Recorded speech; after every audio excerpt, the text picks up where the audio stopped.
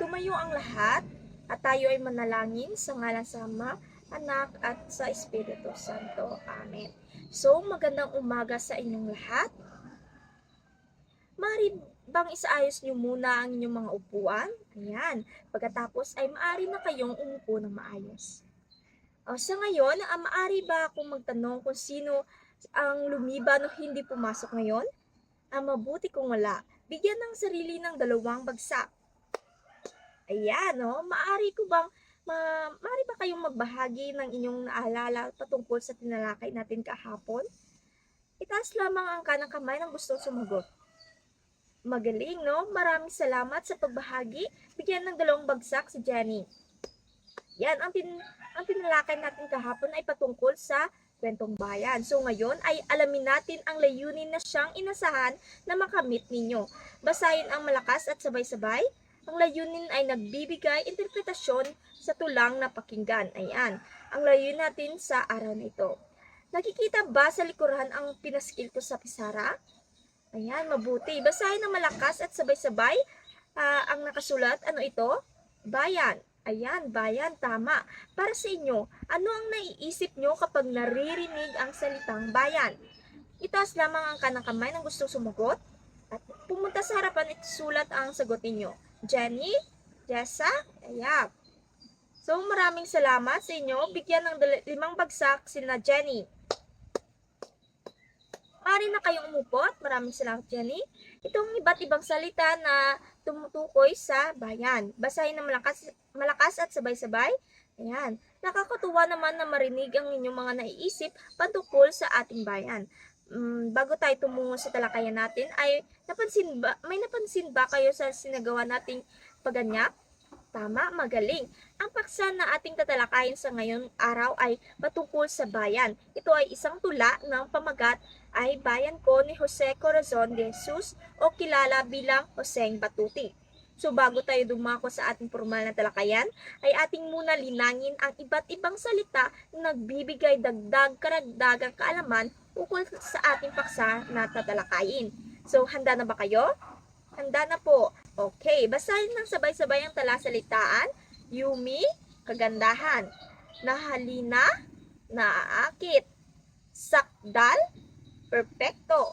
At ang kaapat ay maalpas, makawala. At ang panglima naman ay nasadlak at nahulog. Ito ay nahulog. So, ito ang mga talasalitaan. Una ay ang yumi. Halimbawa nito, ang yumi ng babae ay hinahangaan ng mga lalaki. Ibig sabihin, ang kagandahan ng babae ay hinahangaan ng mga lalaki. Naunawaan ba? Okay. Pangalawa naman ay nahalina o naaakit. Halimbawa nito, siya ay nahalina sa kagandahan mo. Ibig sabihin, siya ay naaakit sa kagandahan mo.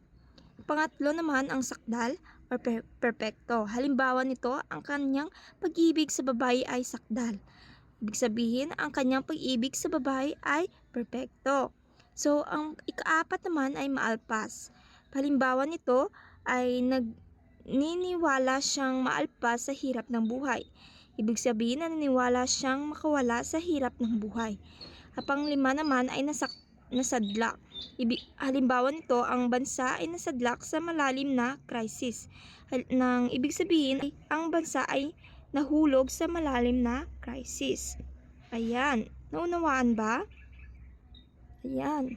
Sino makapagbibigay ng halimbawa ng isang pangungusap patungkol sa salitang yumi, nahalina, sakdal at malpas at nasadlak? Yan. So, magaling na naunawaan na ba ang lahat ng mga talasalitaan? May katanungan pa ba? Kung wala na ay mabuti. So, dumako na tayo sa ating paksa na tatalakayin sa araw na ito. May ipapakita akong video patungkol sa awiting na Tulang Bayan Ko at maya-maya sabay-sabay natin awitin. So, handa na bang lahat? Handa na po. Ayan. Sabay-sabay natin awitin ang bayan ko.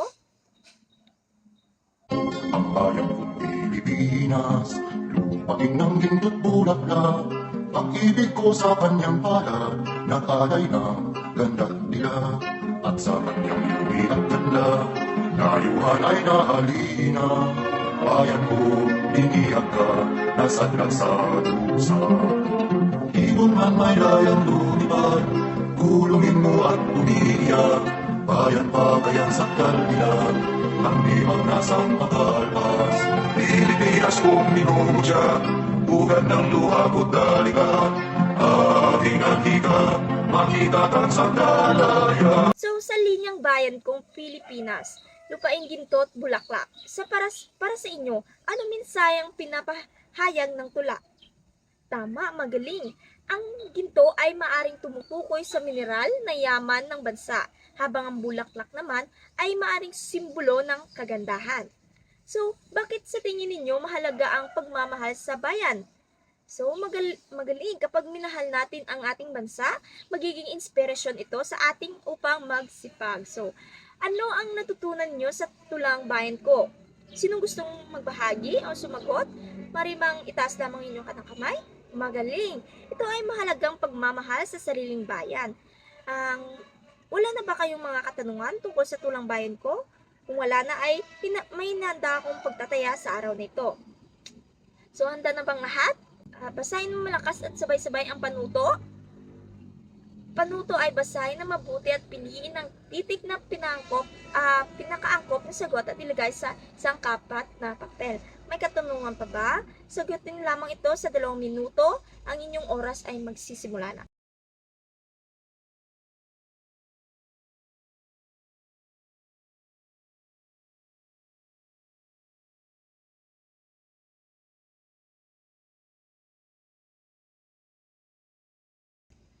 At ayan, so ang inyong oras ay tapos na. Pumunta na tayo sa pagtataya 2. Basahin ng sabay-sabay ang panuto.